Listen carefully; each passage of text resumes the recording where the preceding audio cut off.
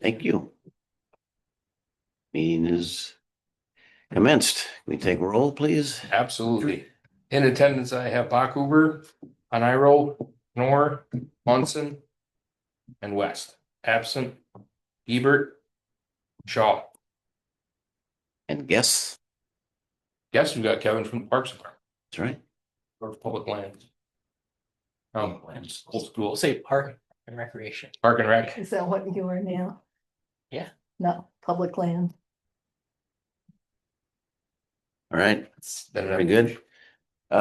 Review the minutes. Anybody have comments, edits, changes, questions?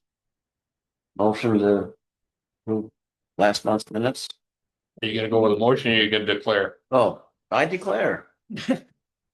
Fair. Declare. I'll forget that part. Okay. You good so far, Kevin?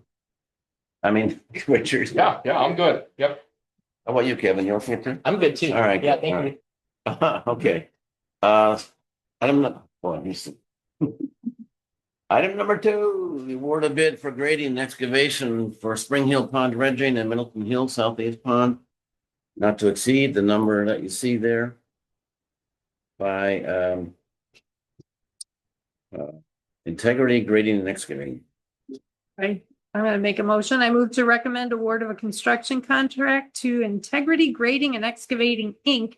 in the amount of $298,273.95 to the Finance and Personnel Committee and Common Council with funds to come from the Stormwater Utility, contingent upon council approving any necessary amendment of the approved budgets for the individual projects. Got all that right? Got it all in there. I got 90% of it. You get that written down somewhere? You get that? Minutes or so? I'll second. Right, so we got a motion and a second. I have 2 questions. One was, so we only had 2 submittals on this? 2 bids. That's all I saw, was 2 bids. How many went out? You know? We don't send them out. It's a bid package that they download Oh. and it goes to like a bid house. It goes right Only to 2 responsive. only 2 responses to an open bid. They're both pretty close to each other. Yeah, I saw the numbers there. It always, those bid tabs always kill a little bit. $1 for this, $500,000 for the same line item by 2 different people. Don't have to, I'm not recording this. All right. The other question I had was the 56,000 that was remaining. You said would cover the engineering, the materials, inspection. The engineering is completed, I assume. Is that right? As far as design, Yeah, so. plan we, specs.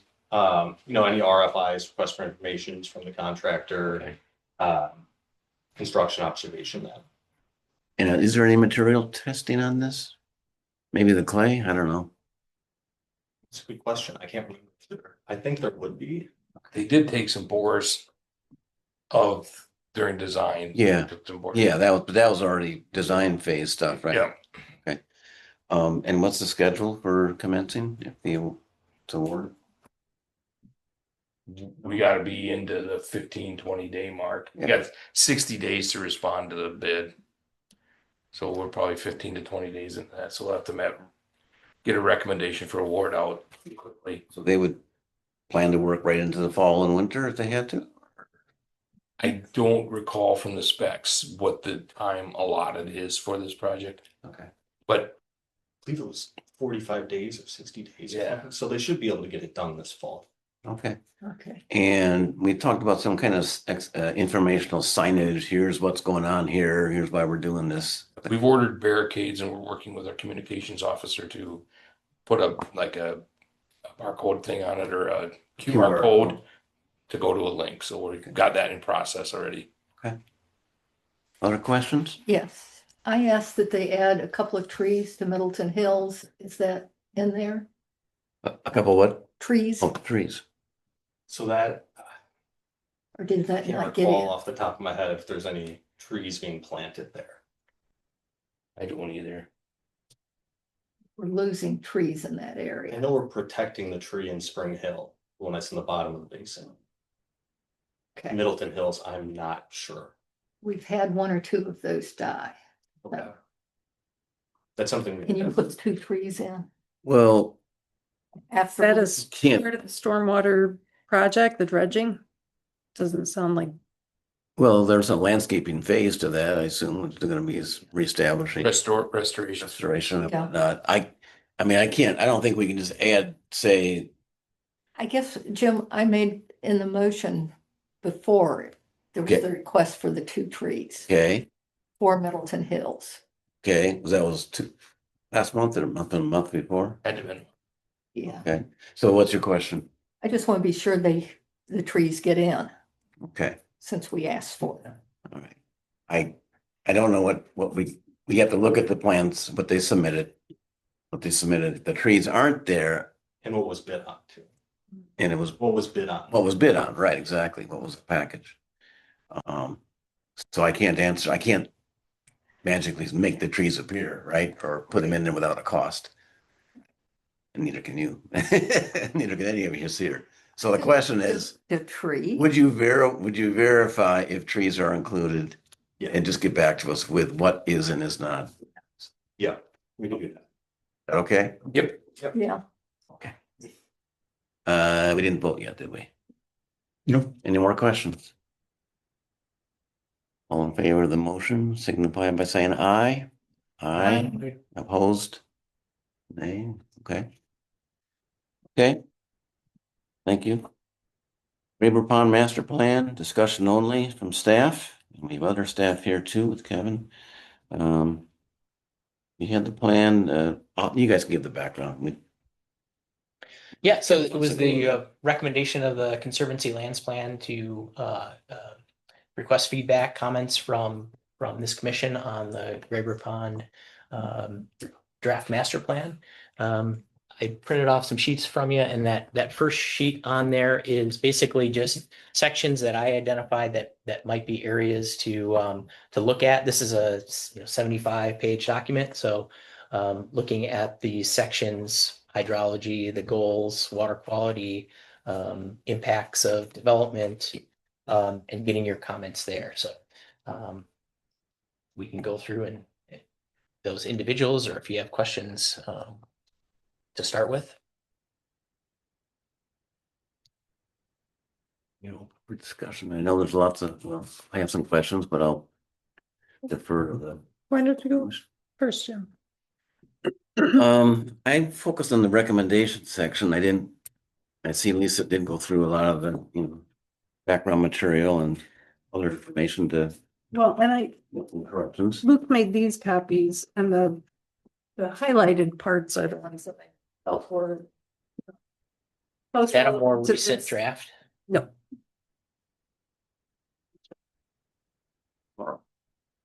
Oh, you got page 53. Has Kevin seen these then, Lisa? yep, Yeah, this is probably the same as you have on the third. Okay, page. so you took this and digested it down to. Well, okay, let me just jump to my general questions, more or less on recommendations, and that is number one was on page 53 of the document, to expand the boundaries of the conservancy to the boundary of the watershed if and where feasible. It's an admirable recommendation, and I would support it 100%. But The question is there any place where that it's feasible? And if so, can there be a map that shows where? Is that what you're going with? well, it's more of a realism question. And that is the city actually going to take this seriously? Because I'm looking at the city elected official here. Can you actually, I would love to see no more railroad going on. I mean, that's just my opinion, but that's just me. But is that something you can actually, you'd love to see what? well, if I read this correctly, it would say any undeveloped land within the watershed currently would be Remain. conservancy, yeah.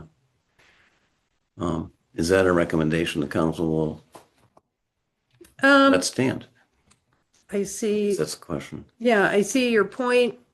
I think the plans can be aspirational, and then it's up to council or it's up to staff then to come to us with projects and dollar, price tags associated with those.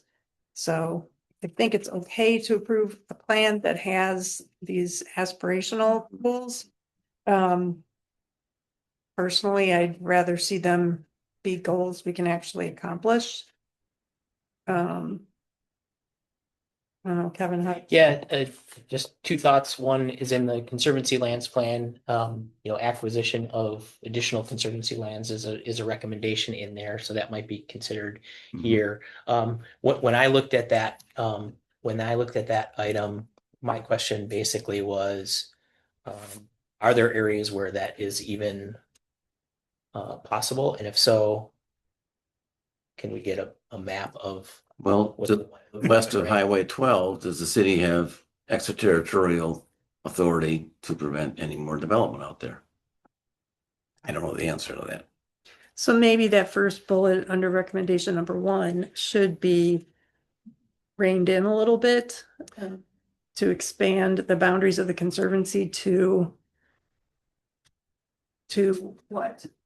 Something on a map that they can show us I, to include. I don't mind it being in there. I just want people, I hope people understand that when I read it, it's a fairly aggressive. Well, it's very aggressive in funding. Yeah. Are you gonna buy this land? Well, that's what, With what? Which lines the same? it says, expand the boundaries of the conservancy to the boundary of the watershed. You want to pull the watershed up? It's on page 20 of the PDF. And I have a question. Can you verify that is that accurate west of yeah, go up one more. No. Yeah, the pages Let's of the. keep going. Keep going. There it is. You can learn maybe. But is that include? My question is, isn't there some of the Tribeca that has grabbed water from the west of Highway 12? Yes, That and we've diverted it down to Pheasant Branch. Right. So I'm asking the question is if that watershed depiction is in fact correct. I don't know that. I don't know the answer for sure. I don't think so. With the Tribeca being diverted straight south Right. to Pheasant Branch. You know where we're talking about? You guys know this. Yeah. That's not a very zoomed in picture, but I think, so the comment would be re-verify the watershed boundary. Okay. Yep, Yeah. okay.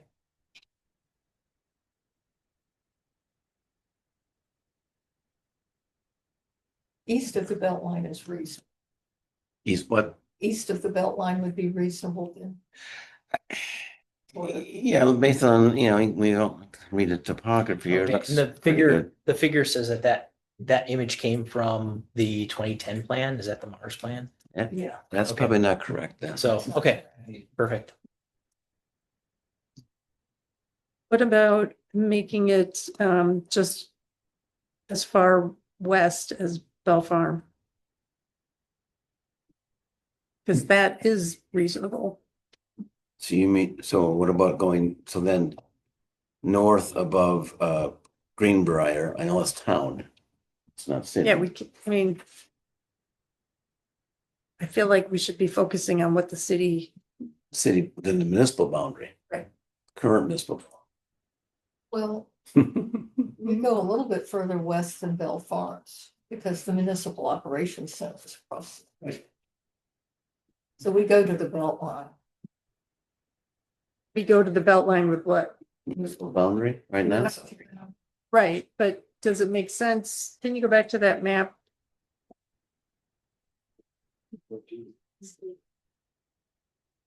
Yeah, I mean.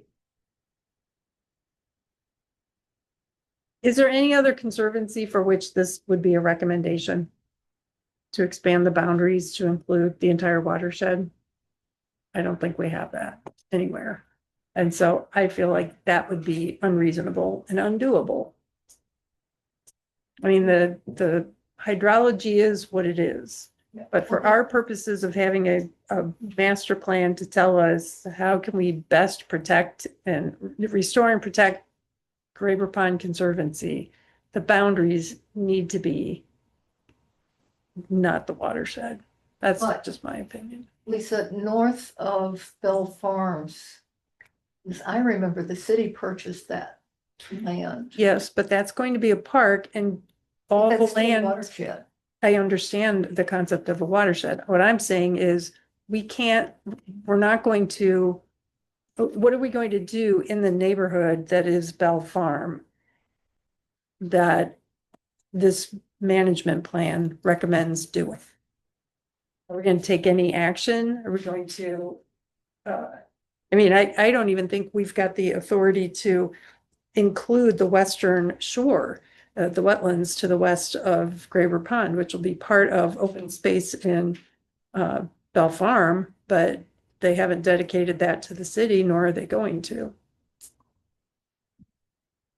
So I would suggest that they refine, that this recommendation be refined to specify, like in the context of these neighborhoods that are going up around the pond, expand the boundaries or our delineation to as far west as well, to incorporate the area west of Graver Pond, east of the homes in Bell Farm. I'm not gonna wordsmith it, but Kevin. did you Right, get yeah, the- I understand yeah. Yeah, that was when I saw that, And even east to include Pheasant Crossing. yeah, so recommending specific areas that make sense.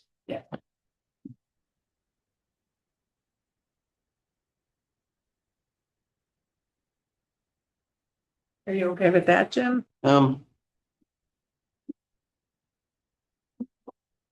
if Say it we again. define it, well, why you confine it to Bell Farms and why not include? I'm trying to think of any open space north of the current plat of Bell Farm, that that's going to be the city park. it's gonna be a city park, City. which is not conservancy, but it's open space, and that's certainly a benefit to the pond to have more open space as opposed to land developed. So I'm trying to do what I can to reduce further development in the watershed. That's really what I would urge the city to think about. You look at the map behind you, the 5 map, it's got a pretty thick boundary line for the north municipal boundary. You're right. And this is the town, this is Fox something or whatever. Yep. Yeah. But we own some of this, don't we? No, the line is right there, the wide line. No, this is Yep. So that's I call it Greenbrier. Goose Face Park, but. Right, that's just a slightly older map. Yeah. That wasn't included until Bell Farm. But that little finger you just pointed out up to Greenbrier is, I think, now in the city. Yeah, that's what I So think. this is still undeveloped, there is. That's partially developed. Bell Farm put a few streets in there. See Great Britain. There's the road. Oh, There's a pond, yep. I get it. Yeah, the black and white kind of, Okay, yeah. but that demonstrates the boundary about the best that we have in the room. Well, even if that's going to be park, I agree. Be Jim, careful. We need Sit down. to, as a city, make effort to protect the watershed, even if it's a recreational park. There's things that can be done To make it a conservancy? well, not necessarily parts of it, Minimize but impervious edges, area, stuff like that. just protect the watershed with appropriate plantings, even in a recreational park. You could plant some native plants along the edge for 3 feet. but isn't that what our stormwater ordinance is supposed to be doing? Protecting? I mean, I guess I would go back to, is there another conservancy where we would say the boundaries of this conservancy are the boundaries of the watershed? Well, that's not what this recommendation is saying. It's saying It said expand the, that where feasible, expand conservancy land. I assume what that means is to acquire more conservancy zoned property in the watershed. Mhm. Is that what you would read it as, or? Expand the boundaries of the conservancy to the boundary of the watershed. So So what page is That's, that? that's, it is That's on worded, page it's pretty clunky. 61 of the, Yeah, 61 of the packet. 53 of the document, yeah, 61. It's recommendations. Where it is, explore areas within the watershed. I think that would be a better way to word this, For acquisition. or acquisition in the and, Conservancy land. and maintenance that of could open space. include Downstream too, the Ziegler property. Well, that, yeah, So I don't think we want. this is a great group. Whether we, okay, and this is up to Kevin and his consultant, whether we want to expand the Graber Pond management plan to include downstream from Graber Pond, that's, Yeah, I think that's outside the scope of this plan, and it's probably identified in the Conservancy lands plan, in some way or other. okay. So I see the spirit of this recommendation, but I think it's, It's a little get, when you read it the second or third or fourth time to say expand the boundary, yeah, it sounds like, Yeah, but it's also qualified if and where feasible. yeah, And that. Which leaves it wide open, which makes it sort of. non-recommendation. yeah, I mean, I don't think we need to do anything with the, since it says if and where feasible. That's leaving it, But that's expressing the optimum, but we aren't being required to do it. It's only if it's possible. And feasible means land available, I would- buy it. I would like the city to consider in future, if there is any land in there that's yet to be developed, even there's not really right now, but let's say land's gonna be acquired or annexed in the future, who knows? That they would consider keeping as much as possible open space. Abiding by the ordinance to me doesn't help Graber Pond. If you develop some land in the watershed, let's say we acquire land west of Highway 12 or in the watershed or up north. Fine, you put in subdivision, you met the ordinance. It's not gonna make Graber Pond any more protected. It's gonna, in my opinion, again, decrease the level of protection to Graber Pond, because even though meeting the ordinance does not mean improvement. Jim, if I can interject a minute, I don't think the planned growth area for Middleton Is any. is west and north of the belt line. Okay. Yeah. I think it is east and north of what we currently have. We're at the boundaries right now. I think for water and sewer feasibility, going in that direction Yeah. isn't practical yet. I mean, it's gonna be a long, very, very long time before that makes sense, and lift stations and booster pumps and all kinds of things that, yeah, more wells and that, so I think you're trying to do the right thing, but I don't think it's necessary. So that means to me, what you just said, Richard, is that this recommendation is really pretty non-practical. I mean, there's not. I mean, if you wanted to bounce it to the plan commission and see what their Yeah, expansion area might look like, that might be where to go with that first, but I don't see that it's hurting us, and it's, if by some odd chance, potentially somebody in the. No, you're fine. I still go to the point that where feasible, what the heck does that even mean? Yeah, I know. It means that Planning talk. no matter who's doing it, whether it's plan commission or public works, well, it's just not feasible to conserve, but more conservancy land because we don't have the money and we got this developer who wants the land. We're gonna give it to him. I know. I agree with you. Yeah, 100%. and it's a great statement and it really looks good in the press. Wow, we're gonna really do this. Well, we're not. and maybe part of it is that development doesn't use the worst land for development, but the best land for conservancy anyway. So that gets set aside because it's the harder areas to develop. From what you said though, Richard, if those boundaries are pretty fixed, there is no other place to develop now. I'm not suggesting that they wouldn't move that horizontal boundary that's kind of the north side behind like Whittlesey to the north, Okay. but I don't think their intention is to expand to the west from where we are currently. Yeah, I'm looking, It's too hard to get under the belt line with the water and sewer. yeah, I'm looking at the future land use map and there's only the tiniest of slivers that is planned neighborhood in the future that's outside the city's boundaries. Everything else, well, the farm to the north of Red Tail Ridge is part of Yeah. our growth area. That's up the Ballsra, you mean? Yeah, Yeah. Correct. That's, again, Everything that land's else- not affecting Graber. right. Everything else to the west already is developed or developing. Okay. Right. I mean, but I do like the idea of Okay. having the Graber Pond Conservancy Simple. go all the way around Graber Pond, Oh, it does not right now? which I don't think it technically does right No. now. Yeah, that's my understanding as well, is the area of, And with the Like Belfast Nixon. and, right, we would take coordination with everybody on the shore to give the city the opportunity to include that land, whether by acquisition or an easement. It seems, it's kind of. Standard imaging would be difficult to take. What's the incentive for a red tail to handle that land if it's not gonna be developed? It's, why not? give You mean it to- Pheasant Crossing? No, are we talking? I thought you were talking about the land adjacent to Graber Pond and just to the northwest of Graber Pond. That's still in Red Tail. I'm not Red Bell Tail, Farm. Farm.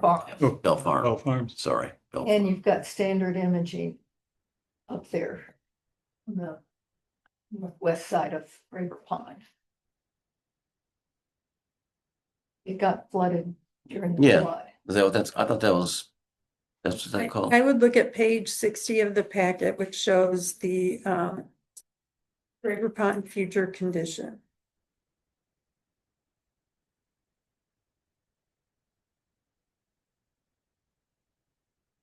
Page 60, you said? 60 of the packet, Oh, Pat. Ah. sorry, You don't know It's, what the document is? 53 of the plan itself.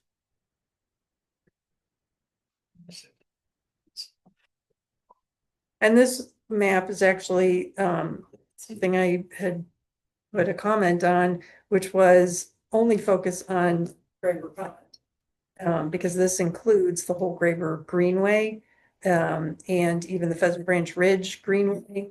And to me, this plan should focus strictly on Graber. And was there scope to continue to the east like this map is showing? I don't know. no, not in the original scope. But if you look at that map, you can see to the left of the western edge of what is considered now the Conservancy, there's a lot of open space that's I going see. to remain open Okay. space in Bell Farm. And then to the east of the eastern shore, there's also open space that is going to remain open space. Those are the two areas, I think, where there's an opportunity to, Formally expand. Yeah, become conservancy land. Okay. Yeah, there's a map or a promotional map of Bell Farms on page 45 of the document. And I think I got planning comments from Daphne saying that there's more up-to-date imagery for that. But that gives you a good picture of the current boundary and what might be conservancy-like land to the west of the boundary. Or the Bell Farms part, not south of Bell Farms.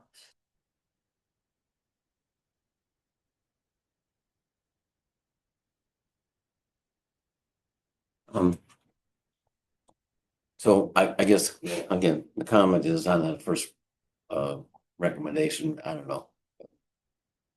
The wording seems a little Yeah, I would agree. We don't have to, create wording for it, but I would say that the direction that I'm hearing is to look at, maybe specific places where it actually is feasible. Better definition, yeah, that's what I'm saying. I have to, mine, my next question, Please. and this be less, less converse, less discussion. It says, do not allow point stormwater inputs into the pond. That's the second bullet. Don't allow point stormwater inputs. Right now, there's I think from the Bell Farms system, there's a drainage way going into. I think, yeah. Do they mean storm sewer? Is that really what they mean to say? Storm sewer direct? Pat and I have talked about this one too. Yeah, I have comments here. Can't remember exactly how to phrase it. I mean, you have to let the water's gotta get in there somehow. It's Yeah. downhill. I So, think it was something along the lines of untreated point sources. I okay, can't remember exactly what the wording was that we were discussing. That was a month ago or so. And there's, from the Friends of Pheasant Branch, there's a, oh, sorry. What did I say? let's see.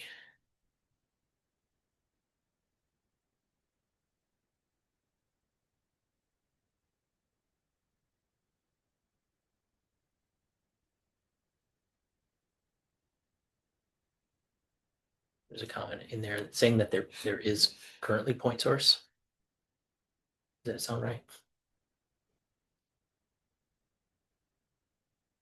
Legally, that storms, if it's an outfall, whether it's an open channel or a storm sewer, is a point source by Yeah. definition. So Now, defining what that, Yeah, and that was a question I had posed, yeah, my comments as well. but the idea of treated, that would make clarification. that was the That would, relationship or the. And that Jim, define treated. meeting the ordinance, Okay. that's, yeah. All right. yeah, Now, so I guess. are there storm sewers from Graber Street going into the pond directly? Oh, yeah, Yeah. certainly. So there's an example where it's not being treated, or like maybe you sweep the streets, so maybe that counts, or you put sumps in the inlets, so maybe that counts. Okay, I had also asked if there are any discharges from National Electrostatics and Springs Window Fashion, because it mentions that on page 11 of the plan. Says, refers to those companies and says, which at the time discharged water into the pond. And I wasn't clear if they meant both companies did, or Yeah. just the second one, and if not, rephrase. And then I asked, does either company continue to discharge into the pond? Asked to make that clear. I think Graber used to, but they put up a cooling tower. I mean, they probably have some roof runoff that goes in the pond. Well, that, right, And springs, well, that's the question, what water? That's not storm. Yeah. right? And then on the springs question, I don't know if that, again, I don't know if their drainage goes to Parmenter, which may or may not go to Graber Pond. Where the storm sewers in Parmenter go. I know that there's a fairly large pipe that discharges on the south bank of Graber. Oh, yeah. Okay. That probably is coming from Parmenter. Right? It probably comes from Graber. Yeah. On Oh, that side. Yeah, I think that entire area eventually. Gets there. So yeah, Friends' recommendation was to say, don't allow new point stormwater Uh, outflows. well, Grab that. Well, I think Bell Farm has their own system, so it's Yeah. has to be treated. right, that's, they're in, There's offsite bypass water that goes straight through. right.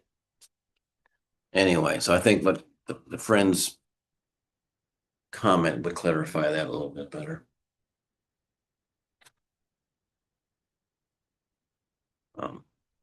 That's all I had from my. Perfect, thank you. But I know there's lots of stuff from others. I can go through the highlighted parts of my comments, which are the ones that I think are relevant to this commission.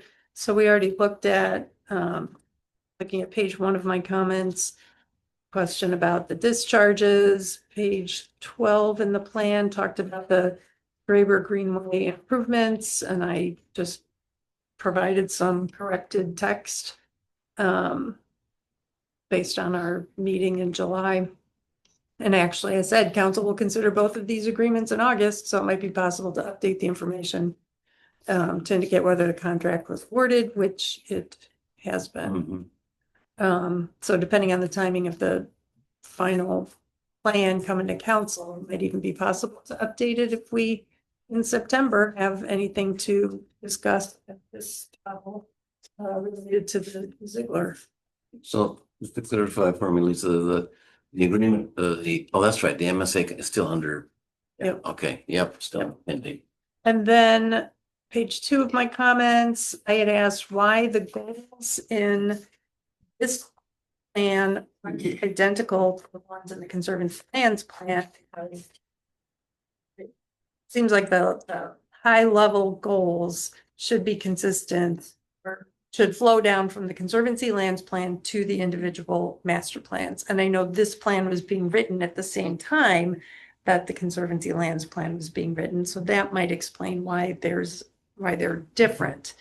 But it seems that the top level goals like protect water quality or, whatever it might be in the Conservancy Lands plan, that should be what's reflected in the specific master plans. That's just the way my brain works. Yeah, And that I- makes sense. Yeah, and then I thought if the Conservancy Lands plan goals aren't adopted for this Graber Pond plan, I would put restore and maintain native habitat within the Conservancy. That didn't strike me as goal number 2. I think that's goal number 1. Right now it says the first goal is to provide a safe place for outdoor passive recreation and access to nature for Middleton residents of all abilities. I love that recommendation, but for the master plan, it seems like restoration and maintaining native habitat should be the highest priority. Yeah, And that has been the way it's been for as long as I can remember, right? 20 or more years, To put the restoration number one. number 1. Yeah, right. I agree. Then moving on to page 36 of the plan, page 3 of my comments, water quality. From the plan says, despite the very high phosphorus and eutrophic conditions, the apparent lack of fish and toxic algal blooms are positive features of the pond that can enhance restoration efforts. I just listed, can you explain why that's favorable to restoration? Because, right. yeah, and the friends mentioned that as well, that there were sightings of fish and When we talked, Kevin, we had some updates to this section as well. yeah, absolutely. In fact, And then 4th page of my comments, commenting on the Grape Freeway project. Not on page 49. To reflect the latest WRC actions at the time, which was July 16th meeting.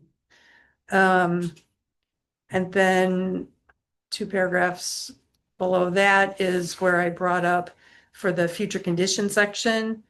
I thought it would be better to focus just on Graber Pond Conservancy and not mention the others. So Pheasant Branch Greenway is mentioned. The Spring Hill Basin isn't a conservancy, nor is it part of either of the other 2 conservancies shown on the map. And so I just encourage them to consider mapping and just discussing only the future state of Graber Pond Conservancy. And then finally on page 5, I have the boardwalk. So I know residents in Steve Valley neighborhood love the boardwalk.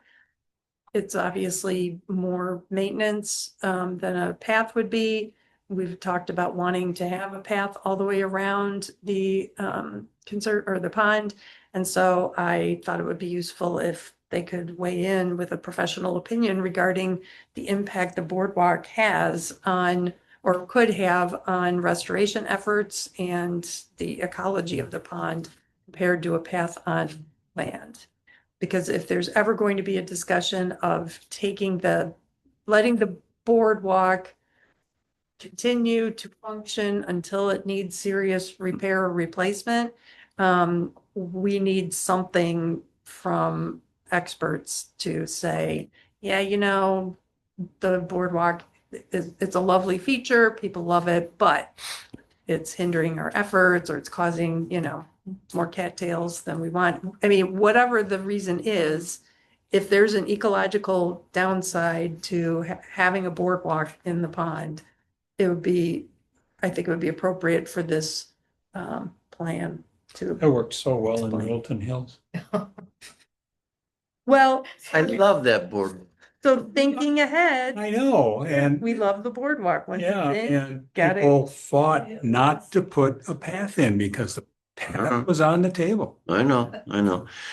Are you asking, which I supported fully being in public works, but it's.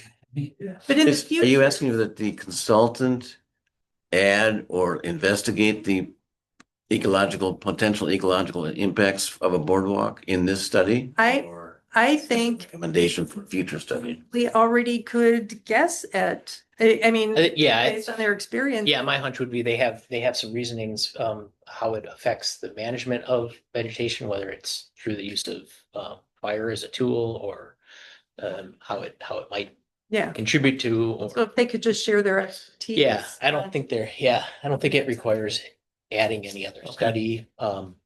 It's just explanations, I think, at this point. Right. Then table 11 on this is on 54 plan. Table 11 has introductory text that says these activities are the minimum to maintain and slowly improve the native habitat and experience at Craig Pond. And the estimates are based on contractor costs. And I just asked them to comment on how help from volunteers could benefit the maintenance and improvement activities, because again, that's something I can point to try to get residents to turn up at events like the one that Kevin's already scheduled. Then further down, getting into the stormwater inputs into the pond, I just asked, are there any? And then there's a survey that's an appendix, page 61 of the plan says, the survey conducted in the summer of 2024 found, quote, eutrophic conditions beyond what would be considered a natural state for a kettle prairie pothole. And I asked, is it not possible or recommended to restore oxygen levels to a natural state? Because it just, yeah, it seemed like if this is the case, that the 2024 survey found these conditions, why isn't there a recommendation to restore the oxygen levels to a natural state? Next one is, would it be recommended to monitor the phosphorus concentration and to determine whether the cessation of agricultural practices leads to any improvement? That's something that the Friends are doing in Pheasant Branch. And one of their recommendations was to add a recommendation to continue water quality monitoring in this area through whatever means are happening now or could be happening. Okay. And then the final comment is, according to the discussion, restoring many of the species indicative of pre-settlement conditions in Graber Pond would likely require improving water quality. And I wanted to know if the recommendations included in this plan are specific enough to bring about this improved water quality. And I noted they seem to focus only on protecting the existing water quality and not necessarily improving water quality. I see those as two different things, so never mind. Yeah. Protecting water quality to me implies maintaining the current condition, Right, Yeah. but which sucks. if it needs to be improved, or if there's, like, if it's feasible and it's not Yeah. exorbitantly expensive, then we should. It's a really conflicting. Exorbitantly expensive. Yes, it will be. Well, if the Yeah. benefit outweighs, Yeah. Yeah, I agree. I agree. those were my comments that I thought. Okay, very helpful. Other comments? I have a quick one here regarding trails, primitive trails, natural trails, boardwalks, et cetera. So if a conservancy is in part or fully funded by the DNR, the DNR have requirements regarding trails. For instance, if a primitive trail exists, it must remain primitive. A primitive trail would be like a deer trail. If you have a walking trail, the walking trail must, and this is a lot of things people don't know about. And you look at our conservancies and it's like, oops. So anyway, the walking trails must be kept to a minimum of 4 feet wide and maintained with a natural surface. And the natural surface is, like we have up in what's the name of that hill? Frederick's Hill, you have a natural trail. You put in limestone and you see erosion, and there's reasons for this.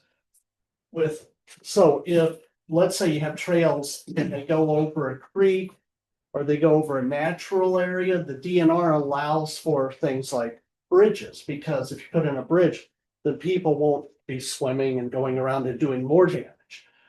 And the same thing with boardwalks. So we said, why do we have these boardwalks? Well, they go over areas that are marshy. It's in Pheasant Branch and Middleton Hills. And it means that there will be less impact to those areas. So I don't know if that's the case with Graber Pond.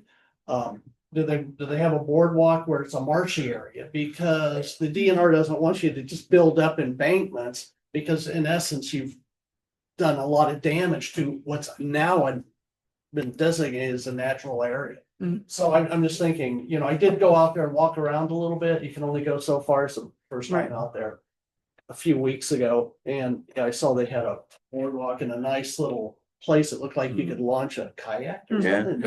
It's kind of neat. And but there are, whether people adhere to it or not, I don't think it makes that much difference. But just knowing that, hey, there are these requirements for these trails, and you just can't go. You can, but it's not best practice to just go out and start grading new trails. And we're having that problem. That problem up on Frederick's Hill with all that erosion because of that. So I just wanted to. I don't know if that's the case with Graber Pond, if that boardwalk is there because it's a marshy area, or if it's just cool to have. Well, this is all good information to have, Kevin. Thank you for sharing it. I think the reason the boardwalk is there is because the city couldn't put a path on the land. The Ziegler were farming it. Oh, Yeah. So it's farm. Yeah, and so that's why one of the whole discussion we had about expanding boundaries, in my mind, the reason to want to expand the boundaries is to be able to work with the landowners since it's going to be green space, open space, can we put a path all the way around? And if we have to have a boardwalk over by National Electrostatics, because we can't use the land there, that would be the place to put a boardwalk where we have no other option, just like the current boardwalk. Okay, it's my only comment. Oh, you should go out there more often. It's a lovely spot. Yeah, it's neat. It's first time. Yeah. Did you bring your camera? I did. Of course. I didn't see a lot that day, but depends on the weather and whatnot. Other? My only comment is that there's 3 different page numbers on every. Yeah. I saw that too. 65, 58, and 57. I thought that was part of the PDF numbering system, but no. Oh, Some of that could be. some of it could be. That's true. Those at least 2. Yeah. Okay. It's page 58 and then 57. That's gotta be solved. Yeah. This is When, just the. so PDF. if you open it up as a PDF, you have 2 page numbers. You have the page of the document on the upper right, and that doesn't line up with the page of the PDF, and that's Yes, it's just these 2. that's not. causing, it's confusing when you're requesting comments and people are saying, hey, go to page 57, and it's like, well, which one? Yeah. So yeah, I think that's something. They'll fix that. Yeah. Yep. I don't know if we- Maybe. So, you have some. well, when I put put this together, like I was looking for comments on like the hydrology section, the goals section, the water quality section, impacts of development. Um, uh, the Graver Greenway project, certainly the recommendations put forth, the timeline recommendations. So we touched on most of these. This is what I clicked off of. I'm scanning through there to see if there's anything that's just.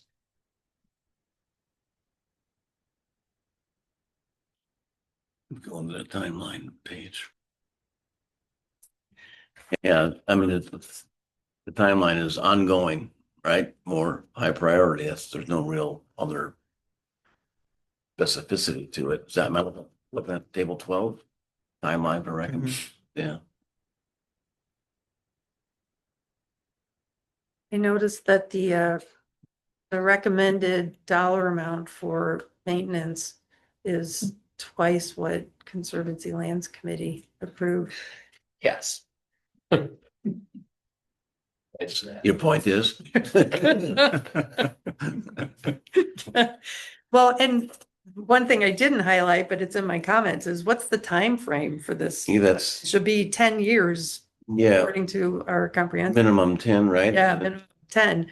And so I fully expect to see 10 years of work. And I noted also again, it's the staff's submission to Conservancy Land. So But the money peters out after 5 years. So that's not, So there is no more specificity to the timeline than what this table 12 has. Is that right? There's nothing like, I'm just cherry picking here, like mark property lines and it says high priority, but that doesn't mean within 2 years or 5 years or 6 days or. Yeah, I don't recall there being a definition of what those are. That's similar language to what we used in the Conservancy Lands Plan. And there was some reasoning behind changing from a specified year to saying this is a high priority Okay. to something that's already happening and should continue to happening. And then As time and staff allow. yeah, and that's the, you know, I'm not crazy about that phrasing, but it's one of those where it's lower priority, get it Yeah. done if Yeah. I possible. can appreciate the struggle to try and be meaningful and yet not nailing it. Somebody come back in 3 years and say, hey, you didn't do this by January 1st. It says you're supposed to January 1st. So- And that's a way to look at, if in 5-10 years, we look back and were we successful in implementing the recommendations of this plan? That's a way to measure how are we doing, what's our progress. Yeah.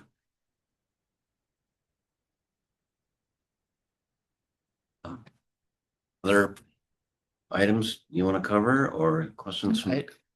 I guess I have one more thought that's not in, but thinking about funding, I think it would be helpful for all of the master plans to have a similar table, basically a page that shows here's the historical funding that the Conservancy has gotten. And here are the requests for the 10 years covered by this plan. And that information should stay in the plan and just be added to whenever. Make sure I'm following you. So this is historical information or information for recommendations for budget in the future? Both. Okay. So I see a page and in the Bach plan, it does have a list of all of the funding, the appropriations. And I know there isn't, that information is in the Graber one, but it's like in the text of a paragraph because there hasn't been, 10 years of funding like for Bach. Yeah, I think there's been better documentation for Yeah. get these. So I guess what I'm saying is each master plan going forward should have a page that says, here's what the funding that's been provided in the past. Here's the request that's recommended for the life of this plan. And then when the plan is updated again 10 years later, the history is added to show this is what was recommended, this is what we got. I think that kind of documentation, if that, Evelyn could come up with a template that just And it's automatically goes into each plan so that there's that consistent tracking, public tracking of money that has. So there's an overall process here that in conservancy lands to have a master plan for every area of the city that's zoned or identified as conservancy. Is that the idea? That's a recommendation of the Conservancy Lands Plan, is to have a master plan or a management plan for each conservancy. So there's a table in the document that shows what Okay, conservancies currently have one, how old they are, okay. and it then prioritizes the creation of Next new one. documents. Yeah. So I'm sorry, I won't take much more time. So just curious, under the Pheasant Branch Conservancy Mhm. moniker, does that in the city's organizational process, does that stop at Century Avenue and just go north of Century? And then there's another term for the conservancy part on the corridor? Is that right? Is that how it's The divided up? Creek Corridor is considered a Separate separate conservancy conservancy area. than Pheasant Branch. Okay. I'm just, Yeah. you hear those terms tossed around and people don't always distinguish between them. So that just helped me out. And Confluence Pond is a separate, That's Let's, that's a good segue. that's on our agenda. On our agenda, there it is. Should we move on to that? Are we good? Been talking. This is Really? great information. I think we touched on all the kind of the questions and the areas that I wanted to seek comments from. So Thanks for extending. I know you kind of had to jiggle the timeline for this whole thing and to accommodate our involvement or more detailed involvement. So I appreciate you're doing it. Easier to do it than wish you had. yeah, absolutely. Thank you. All right, should we go on to number 4? Scope of services And for Confluence Pond. Maybe the best place would be to start with the map, which is it's the last page of the scope document.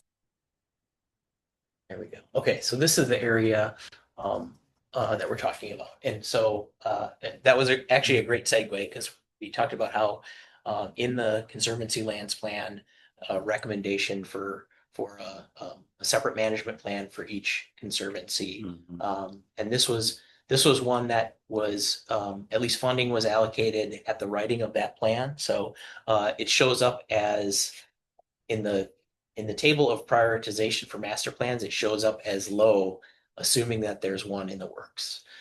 So this is actually 3 conservancies. It's Confluence Pond, it's a North Fork of Pheasant Branch, and the South Fork of Pheasant Branch.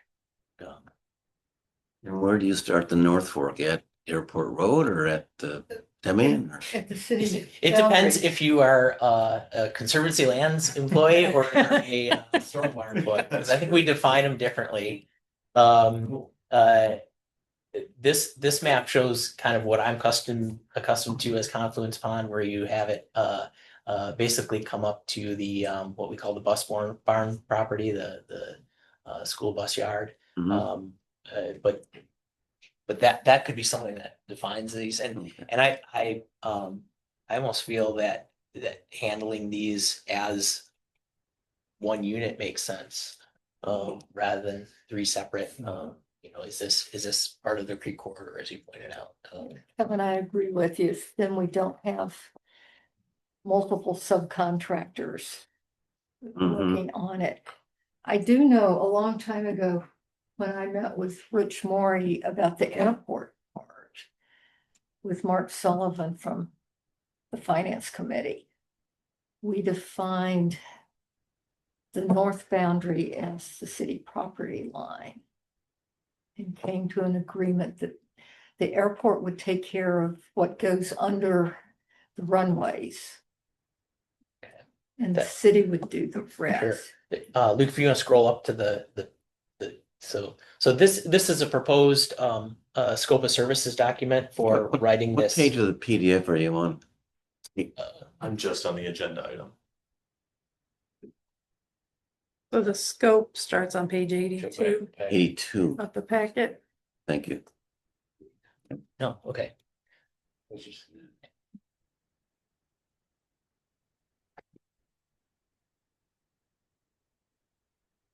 So this is a proposed scope document for the creation of what I'm tentatively titling the Ecological Assessment and Vegetation Management Plan for these three conservancies.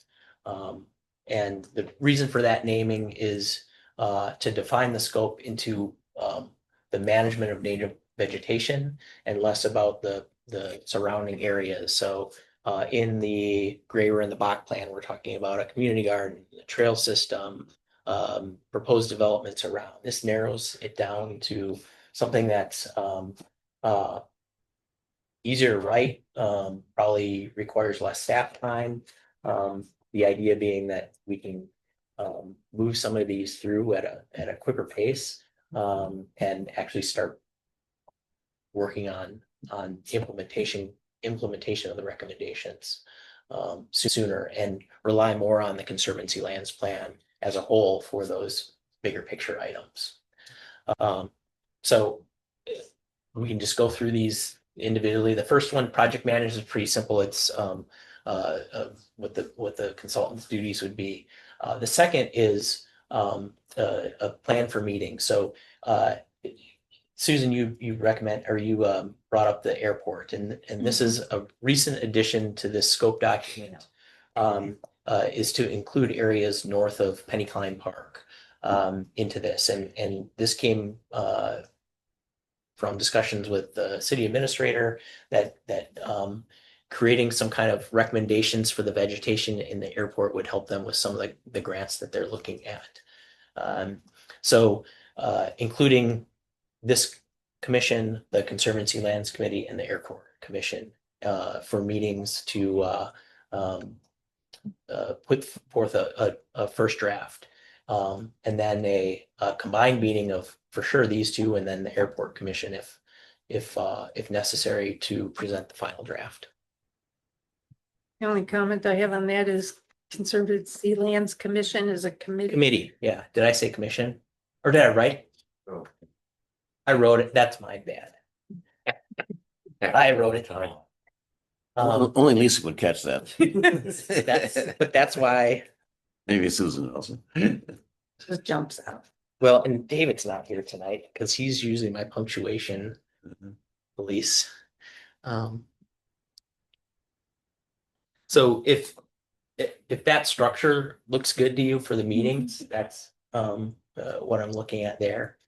The second item on there is developing and updating goals, and that's with city staff, but also committees and commissions. And my question is maybe comments on how best to involve the committees and commissions in the development of those and update the development and update of goals for the vegetation management without extending, having multiple meetings. Is there a way to get that information in the most efficient manner? What about having representatives of the three bodies get together, just like two from each get together? Special. Yes. About Not just staff to begin with. Yeah, or Yeah, because. including a representative of each of those groups. I like that with- idea. But with staff. Yep. Because, I mean, that was one of the things with the airport is that there's North Fork of Pheasant Branch Creek goes under those runways. You are not gonna know all the fine points of Right. maintaining a runway safely. Yeah, I don't know anything about the airport, Yeah. so So, but getting everybody to work together and at least Rich was quite willing to work. Yeah, I think it was the main stem, but not the side shoot Yeah, of the North Fork that so is Swab that adopted as part of our assets. okay? So does And the that air- show up in any documentation? I don't think so. I don't think map wise, but it's from the city boundary, the main stem through the airport. Yeah, It's pretty Okay. easy to pick up on an aerial. All right. And I wrote a note actually to talk to you about that. So Yeah. Perfect. Okay. And it's, they have ability to clean around the runway part.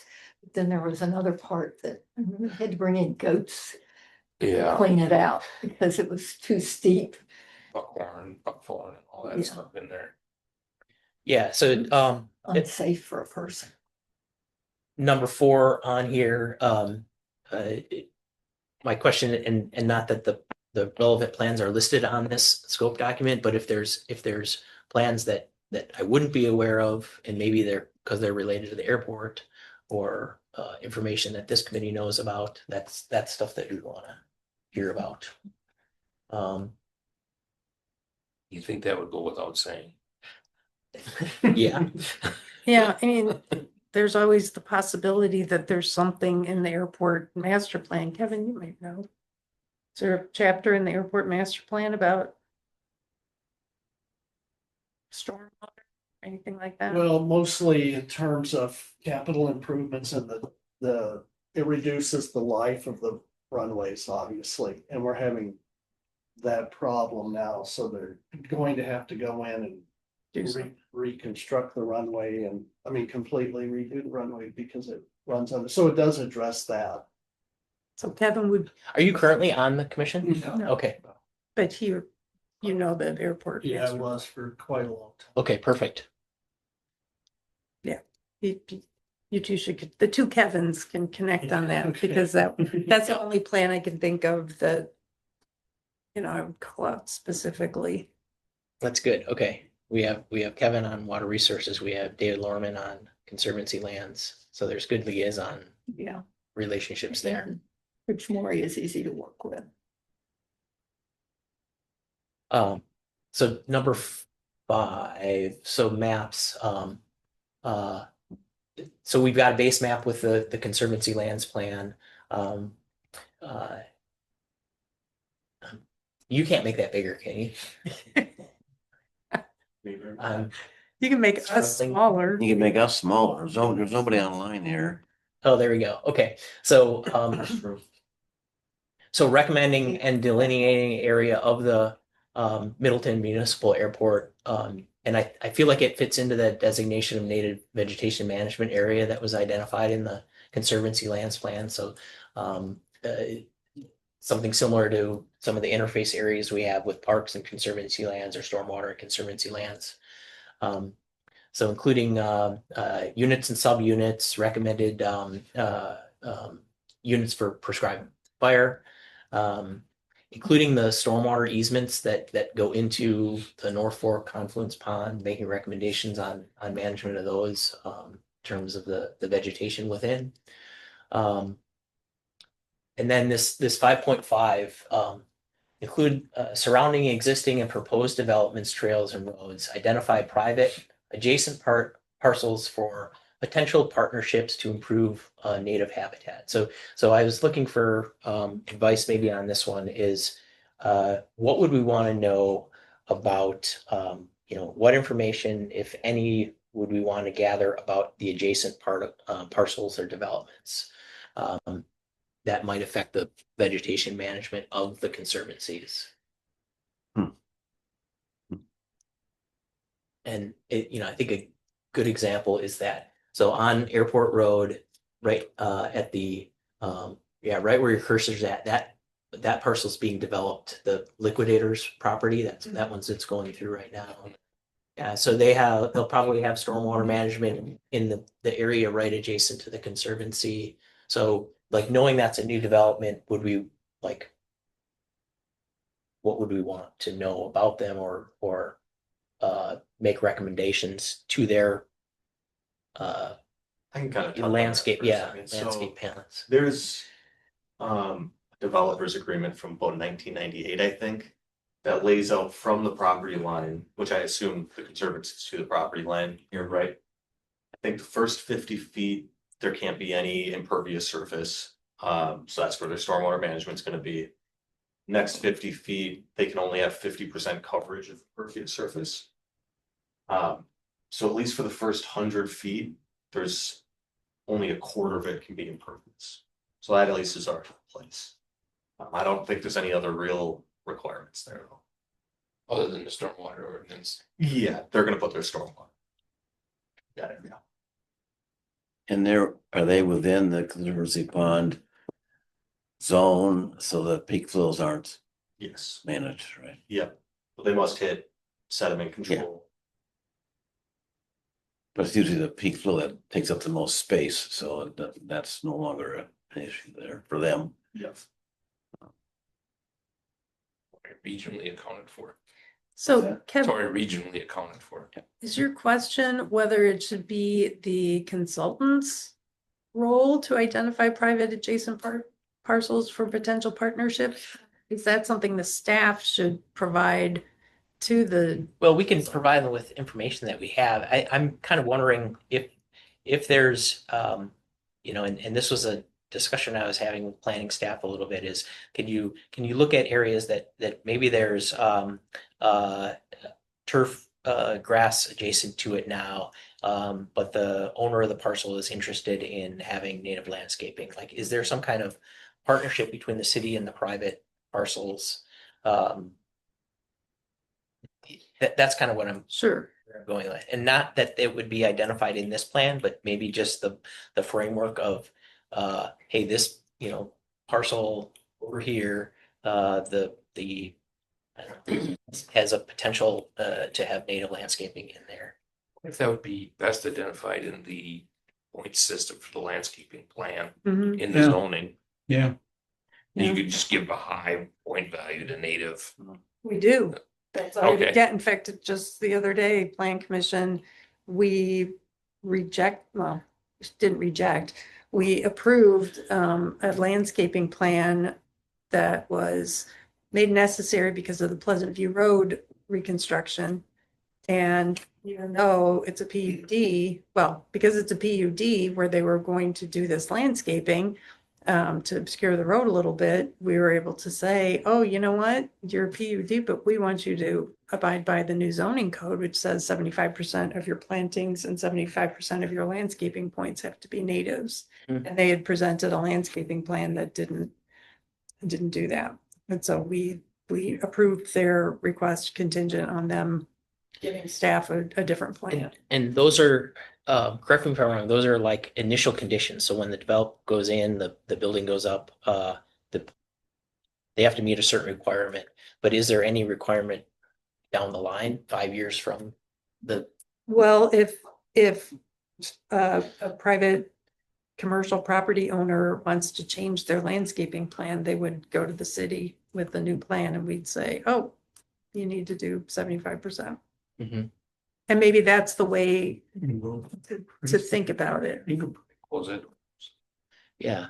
So But I guess what I'm just wondering, Kevin, is if this is the scope for the consultant, yep. it seems to me that the identifying private adjacent parcels, that seems like something that, In conjunction. well, it seems like something staff could do internally better than asking a consultant. Yeah, to do and that. maybe I'm not phrasing it right. So, let's say theoretically, we have a property adjacent to the conservancy lands where maybe at the initial development, it was intended to be prairie, but it's benign neglect and it's full of invasive species.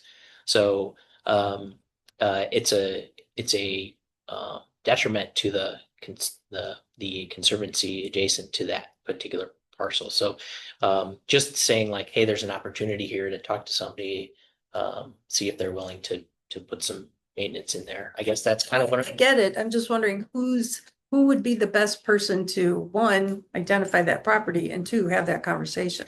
And I think Yeah. it's city staff. Yeah, and I think that the conversation part of it is not in the scope for sure. It's maybe just setting the framework for that conversation. Seems like So, a public lands policy thing. yeah, so that's why I'm asking these questions. Like, should this be in there? Should it be put in a different way? I don't know. Seems to me like it would be a conversation that staff would have, looking at the So- map just like we did to say, well, what about this and what about that? With planning staff too. I think I might leave the So take that out altogether and just focus on Have that. what's be, under our control and meaning in conservancy lands. You want to include surrounding existing and proposed developments, trails and roads. I think that's fair. Oh, yeah, Yeah. on the map, and most of Take out those are, the yeah, identify. okay, that's good guidance. That's the type of thing that I'm looking for. These are. When these are deliverables from the scope of work, 5.1 through 5.6, right? These are things that are gonna be done by the That's correct. by the consultant. So the 5.1 is use the 2025 Conservancy Lands Plan map. Are you saying, are they developing that map? Are they just, That map that's a starting point for has them. been developed, yeah. Yeah, so use that as a framework. So they aren't developing that. That's not a deliverable. That's just you're telling them you start with. Tool to use. Yeah, thank you. Yeah. The other ones are deliverables, right? Am I reading this correctly? You are correct. Okay. I was confused when I went from 5.1 to the rest. I was like, what? And I think probably what happened is I had original scope that said develop Oh, those develop. maps. And knowing that we have them all already, they don't need to be developed. Could be looked at for accuracy, I suppose. Yeah, yep. 6 and 7 were pretty straightforward, so I'm sorry, Kevin. That's one of the, I mean, go ahead. and Yeah. again, I don't know if you're telling what is available to use already. So you've already got this map. I mean, are you going to list off the other maps or resources the city has? Like, I'm thinking right away of the floodplain mapping that we've done. Is that, So should there be a section that says city shall provide? maybe that's like to Absolutely. and no, Or consultant will go. "Oh, yeah, right. Where do I, but they don't know you have this stuff. Yeah. Yeah, And I'm sure there's more things than just what I just said. Well, the ones that you solicit may know that you have this stuff. Because it's not like we're picking somebody else out of left field to write this proposal. Specifically for, Assessment or, Yeah. yeah. yeah, So I would guess that the majority of the people that are gonna respond to this know what the city has, or they should. Or should be smart enough to ask. Yeah, Right. or be smart enough to ask. yeah, And if I were answering that, I would come to the city and say, do you have this, before I write the proposal? Or you're gonna have a fee that's way out of line. right. right, exactly. Yep. And my fear or my concern would be that they would just assume FEMA is the mapping that shows floodplains, and that's not the case, and we have better information than that, because that's what you would normally fall back on. From a floodplain point of view. It's the, to add to the mapping is showing where our storm sewer outfalls are. Outfalls, yeah. That kind of goes along with the easements, but So you want them to show, or are you gonna provide that? we have all Sewer? that. You've got that. Yeah. Yeah, so we would. But they should- But it'd be included. It should be included on their products, yeah. It should show up on the mapping, and then, You're not asking them to go out and find it, if this is verify these maps, you're just saying, We have all that information. indicate this, yeah. no, we have It's all in the it, GIS. but showing it on the maps and then, somehow making a management recommendations for how the vegetation, surrounding those is best dealt with, right? Yeah, I would say from the outfall to the surface water. Just so we make sure that those, remain clear and they can be maintained more so than everything else. Yeah, so some kind of definition of like, whether it's the intent of the stormwater feature, what it needs to function and how the vegetation affects that function. Yes. Yeah, I think we're on the same page there. Perfect. I think 6 and 7 are fairly straightforward. 6.3.1. It does, I think it should say the desired future condition of the Middleton Municipal Airport NVMA. Yeah, Previously, that's delineated in 5.2.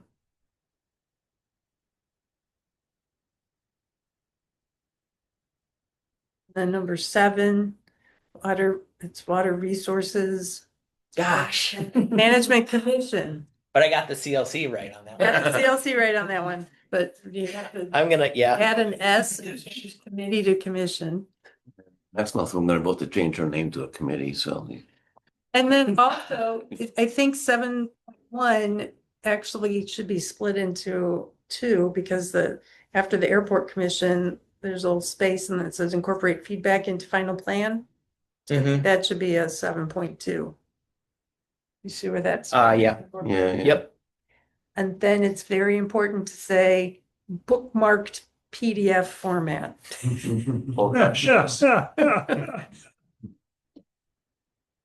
On both this and the final. Yeah. Gotta have those.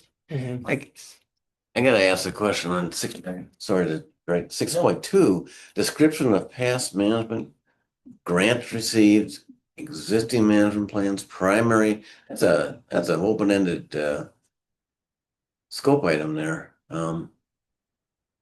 Does this include any management plan, including, it could be a water resource plan, could be a stormwater plan, could be a CLC plan, could be, I don't know, other plans the city has, certainly got more than that, but it seems like that's a pretty,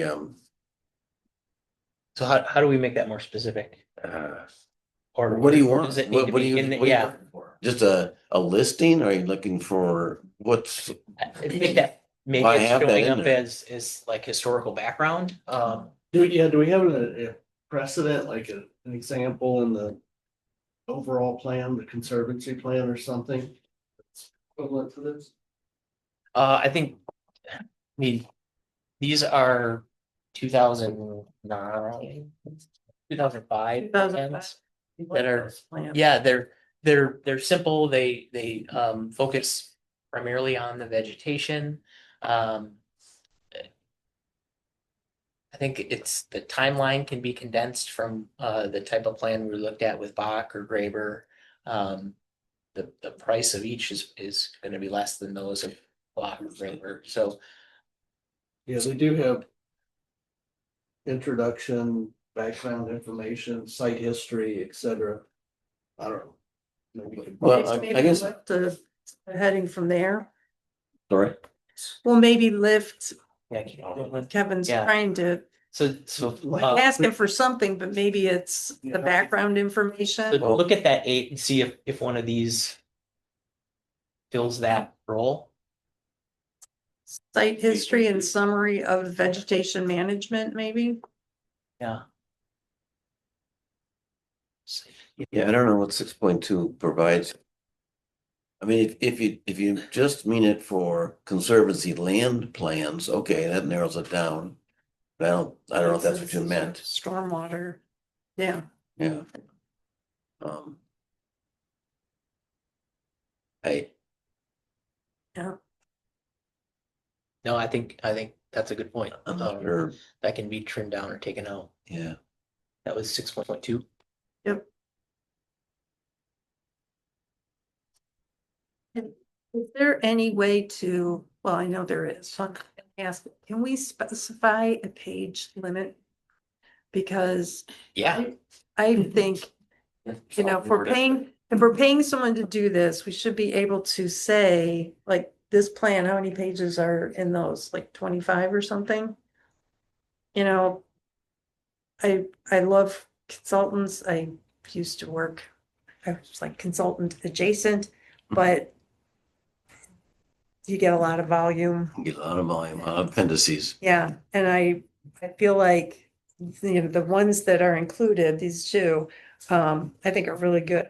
Got a nice Yeah. executive summary. I think those are a great example. I think some of the inspiration for this is we worked with Friends of Pheasant Branch to accept a donation for restoration in the creek corridor, and they asked for a reef management plan, and it's like 4 pages long. Yeah. You know? And it's like, here's what's there, here's what needs to be done. So I would put a a limit on the number of pages. Right. The scope of the area too. I mean, Look at the what? the scope of the area. So it's, these are for, this is for, one's for North Fork, one's for Confluence Pond, so. Mhm. I mean, a lot of the background information might be consolidated, but. But yeah, Message should be consistent. yeah. Throw out a number. How many pages do you want? This is, not, Whatever you put out, they'll do it, so. Yeah. If the Yeah. plan is going to direct, give you some idea of what to do with these lines, then you should pick the number. What's the Which do you Mark Twain quote? Sorry for the long letter. I didn't have time to write a short one. it's good. I like that. That sounds like a, My deaths have been greatly exaggerated. is there, and this is not related exactly to the scope, but somewhere it's been in the back of my mind. Do you want their recommendations to somehow incorporate or tie into things like at Confluence Pond, if and when we do another dredging project? How does that Oh, yeah, affect so, vegetation? And I did put in there David Jones. review of the it's on, David, 10-year. I think I had language in there. Okay, review of the stormwater utility 10-year capital improvements plan. right? Because, yeah, absolutely. So, But- so when a project like that happens, what are the impacts to the vegetation? What are steps that can be taken ahead of time Can they to make, protect that?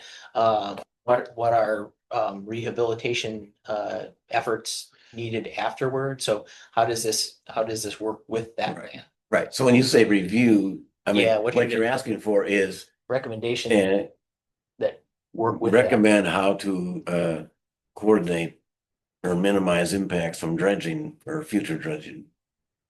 Or other stuff too to do besides. So, yeah, like where would be the best place to put in the dredge from the pond? Stuff like that, you know, giving recommendations of Access points, access points, how to preserve. staging points, all that stuff. Now, Yeah. And I think that's the question of like, and working with like So you're what gonna be information. directing the contractor with this document? um, No, it's more just a. it's a guidance.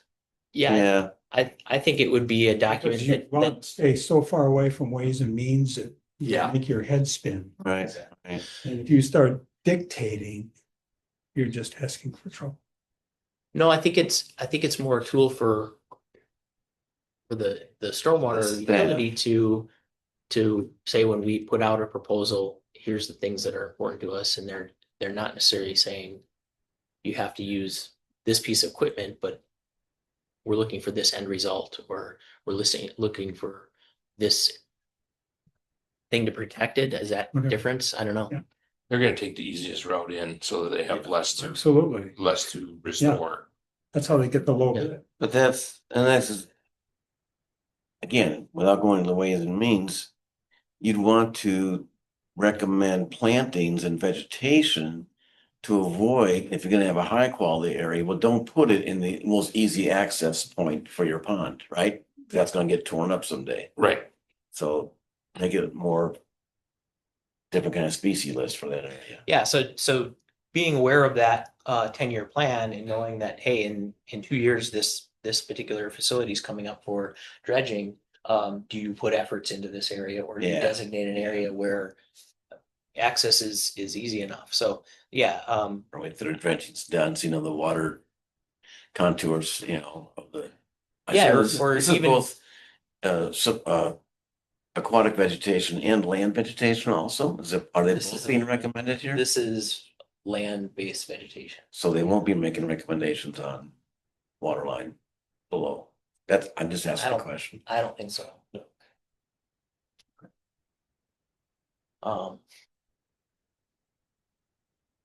Yeah, that's helpful. That's And is, and there's a timeline on there, which I think Only one of us goes in. is pretty realistic. The timeline, or the schedule threw me because June 2025 is passed. yeah. Did they do the vegetation? Yes, Some- adaptive restoration did a vegetation, not at the airport, but in South Fork, Confluence Pond in North Fork. And they have time in their schedule to do one in September. Who did that? Adaptive restoration. Do you want to change the September 2025 meet with city staff to develop goals and objectives to include and possibly representatives of CLC, Airport Commission and WRMC? Yeah, yep. Yeah, to go along with what we talked about for the number 5, I think it was. So this is going out for a request for proposals, is that right? Or is this just being added to a current contract? I don't know yet. I think adaptives is the logical They're kind of did a little upfront work already, right? yeah, yep, because of that survey. So you may just negotiate a scope and budget with this. Yeah, Okay. yep, yeah. Okay. And this Otherwise, that timeline looked pretty aggressive. yeah, Yeah. so. Yeah, that timeline doesn't include time for or doesn't take into consideration time for a proposal.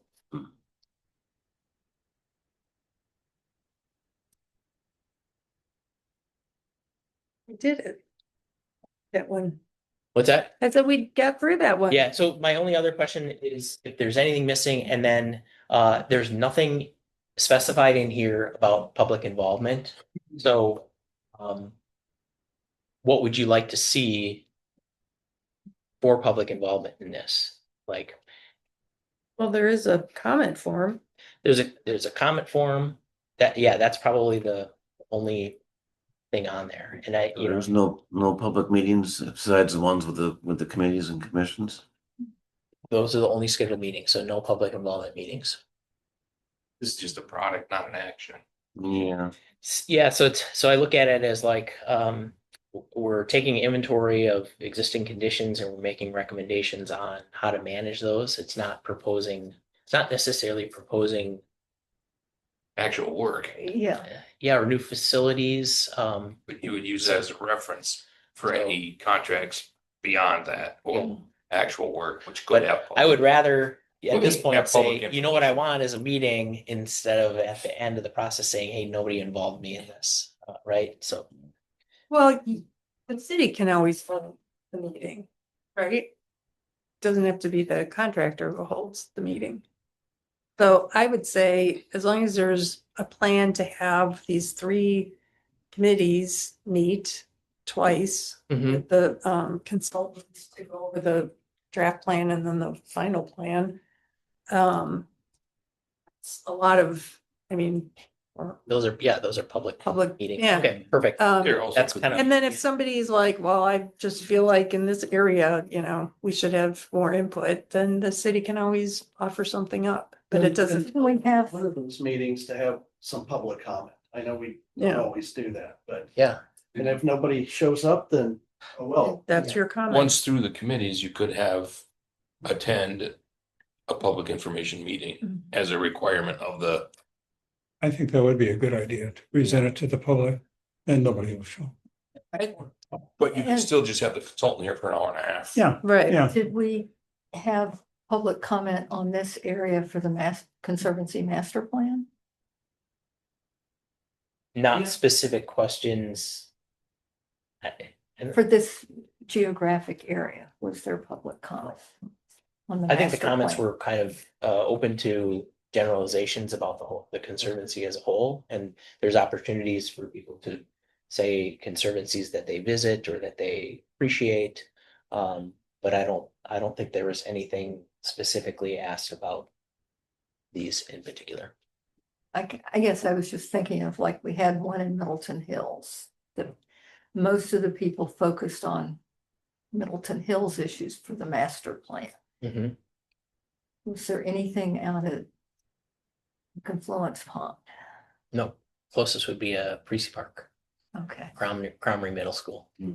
okay. I think what you've got in there, Kevin, is fine. Okay. Especially when these are areas that are not bordered by residential properties very much. Yeah, that's what I'm thinking. They're not populated. Most people don't even know what Right. that is. But there's a lot of businesses out there that do people walk and ride Yeah, around sure. there. And Yeah. I know of people that have ridden on those trails and had bad accidents. You were there, now you're here. Right. But That's just what I thought. like this I might plan- jump in. And Look, you could always put up a sandwich board. in Yeah. different place with a QR code and a sign saying, hey, we want your input on this. You know, I Yeah. think that would be better than scheduling a public meeting and maybe not having, Yeah, not having anybody show up. Right. Yep. But the consultant then sends a bill, Yeah, Right. yeah, it's not the consultant. it looks good. and rightfully so. Any other questions on that item? We're good. Yeah, thank you for. Thank you so much. your time. The comments and feedback from this commission is always helpful. So I appreciate it. Thanks, Kevin. When the, Yes. or you call Mr. them. Chair, Do we want to, oh, sorry. I move to defer Yeah, discussion of the Parkinson's and golf course correlation until the vice chair can be here. yeah, Kevin just called me. that just all it takes. We just table that. Number 5, Sounds You need a motion. the motion. Motion. Well, I just moved. Second, Don There second. we go. We got a motion, a second to defer or table number 5 until the Warren can be here for that discussion. Any questions? All in favor? Aye. Opposed? Okay. Round number 6. This is something I brought up to Luke, just because I wanted to kind of remind myself, and I came up with in a phone call with Warren also about, people who've been on the commission for a while,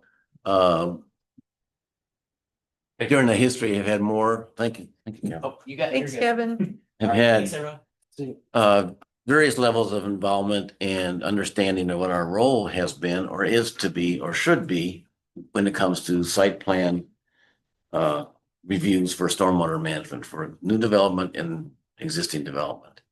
And through the years, it's kind of shifted and changed with time. Depends on staff, depends on commission members, all that kind of stuff.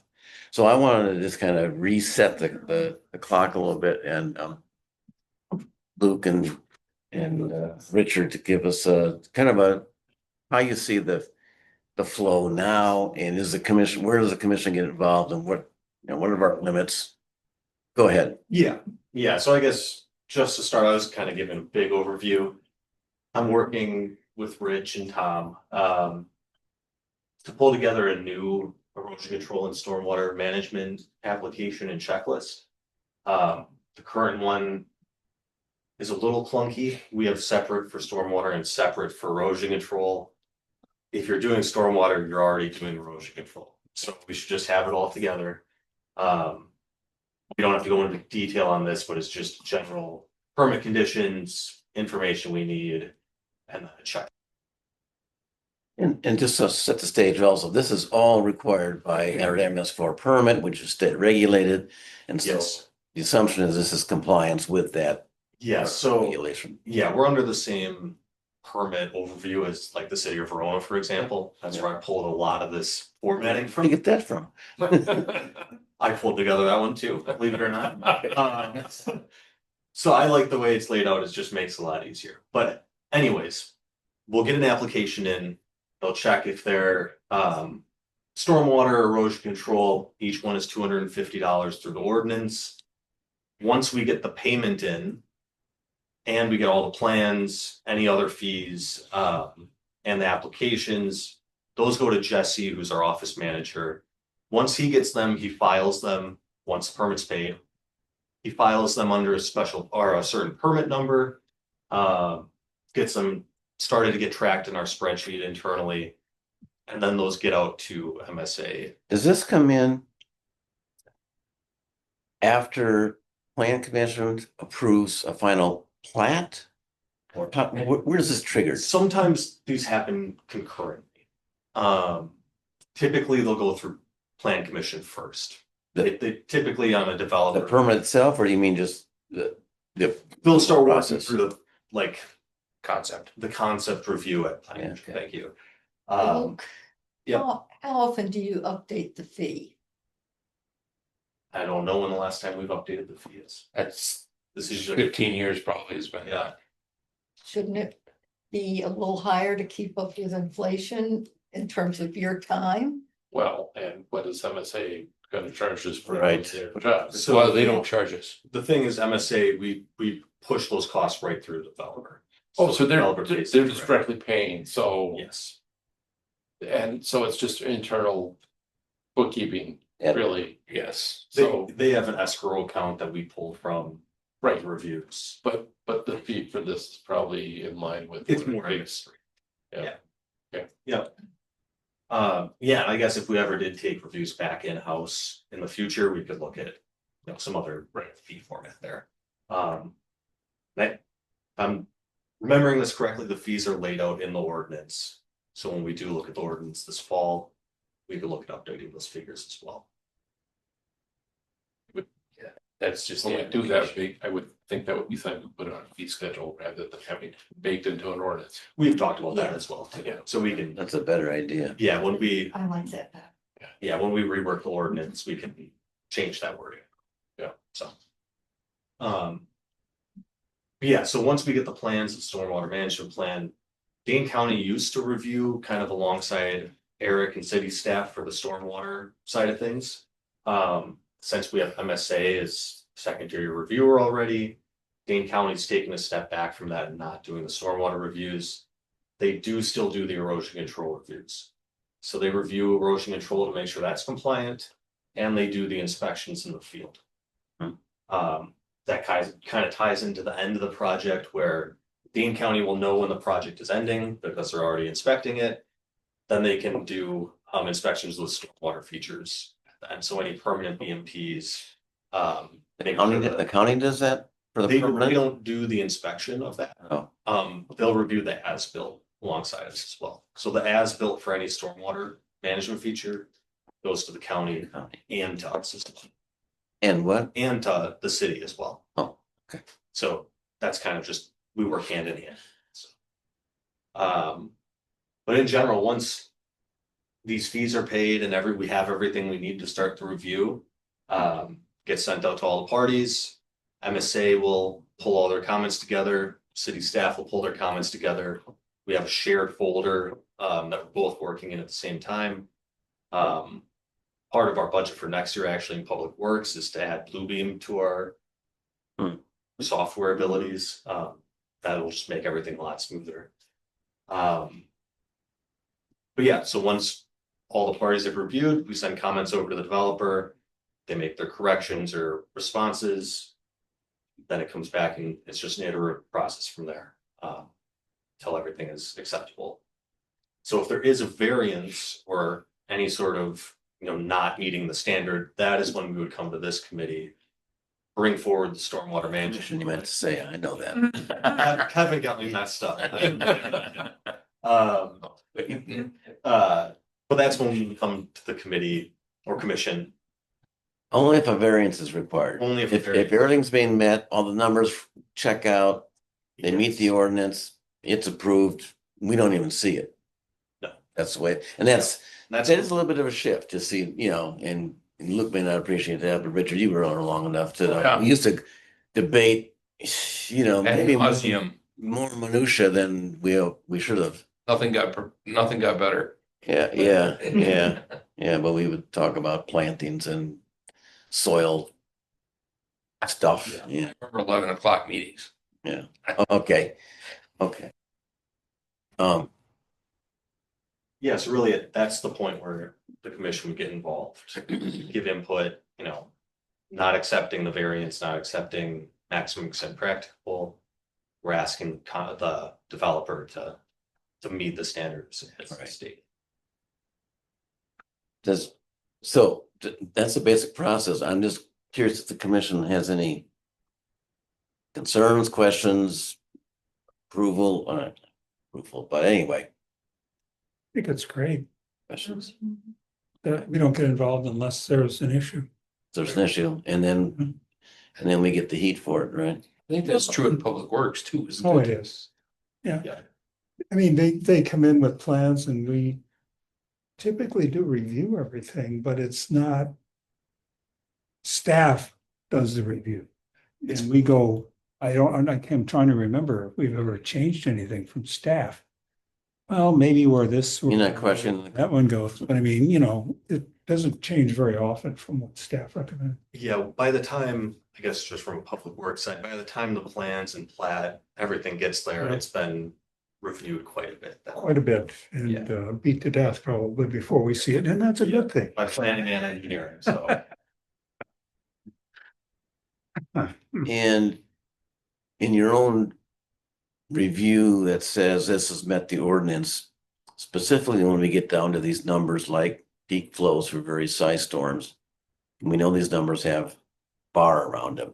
Where do you have to make some judgment that says, well, 58.6 is pretty darn close to 58.9, and this has met. It's really on a project by project basis. Yeah. So if there's gonna be, it's showing a negative impact, I think there's some leeway there that's always kind of debated when you're doing these reviews. So once it gets to a significant point, we'd consider it a variance. In general, if you're at 78% versus 80% suspended solids removal, I would expect them to just get it to the 80%. There's ways to make There's it ways to happen. make that, right? So if you're close enough, you can make it work. You can make it. If you're at 65% or 60%, it's probably not. And you gotta change some stuff. And I'm assuming that you in your processing, if you're on the border of maximum extent practicable or looking for a variance, you're trying to look at every possible angle to avoid that option. Yes. You don't want to do that. Yeah, so I would say if we have a project come up, they're looking at a maximum extent practicable. I would look at every possibility that they could meet that before ever bringing it to the commission for that. If it's something where the site is just not fit for infiltration, that's a completely different story than. Yeah. The consultant just didn't design it very well. All right. Is this form already in use? Not yet. Oh. Hopefully this fall. Oh, Get it. Great. including the checklists and all that stuff you got. Yeah, checklist and I think. This, right now is this all new then? This checklist have they had them before? I think we have one right now, kind of. It's just set up in a different way. It's more formatting than anything on here to get it laid out different. Since I've been doing plan review, there was a plan submittal checklist. Yeah, Which wasn't incorporated on the application. now I it think this just adds it into the application itself. The is. biggest thing for this one is we're not gonna have two different numbers. Yeah. basically, For stormwater and one for erosion control. It's all just. You're tracking the Same same thing. Exactly. This is the same form, whether it's a redevelopment or new development. Yes, yep. Yeah, so they would just fill out all their, It's a fillable PDF. They can, yep, exactly. all right. I appreciate you doing that because I just needed a refresher myself. I don't know if that anybody else needed it, but too bad. And if you want Brought something us along different, with, no, it was great. if you want something different, we work on your recommendations. I mean, Well, yeah, but no, it's, you pay us to do a job, so hopefully we can do that job and bring you the answer. yeah. Again, we've had, we do have an issue coming up with a challenge to a decision that we made and, now we're gonna have to go have a hearing and all that kind of stuff. So, I'm so excited. Hmm? I'm so excited because Public Works got sucked into that too. yeah. Really? Yeah. So it's gonna be a joint, and this is not. I'm not sure. Well, not- maybe that we shouldn't. it was just me. Maybe I was that's- gonna say, Yeah. you're our pivot point there. We're getting off topic. Yep, yep, all right. So, any items for future meetings, we'll put the Parkinson and golf course correlation discussion for next month. Can you repeat that, please? The number 5. Parkinson, sorry, yeah. Well. That was already moved and passed. Yeah, And then also, I wonder if we could have reports back from any referrals that this commission makes to other groups like Conservancy Lands. so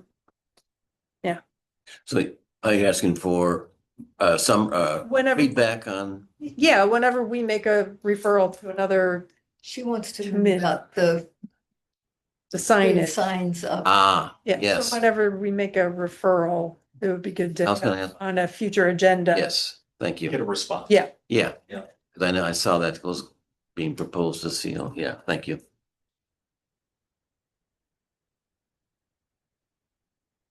I'll just note that. Or Number, maybe just as an agenda item, we do this both CLC and parks.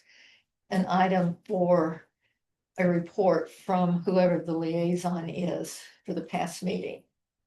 So like after the minutes, put.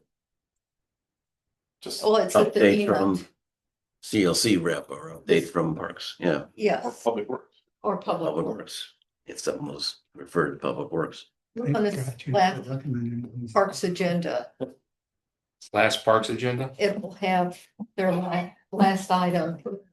Yeah. Updates from CLC and someplace else. I think they have that on. Yeah. Like a good idea. Makes sense. We do that in water move, but it's at the beginning, updates from previous. And it means. I'll just note, I'll tie number 5 into the, I'll talk with Mike Meyer, utility manager. Yeah. About the salt impact, those tie together really closely, so. Okay. Anything else for the girl? I guess we can't have anything else, but Right, this meeting is adjourned. thank you. Yay. Okay. Oh, thank you. I've got it memorized.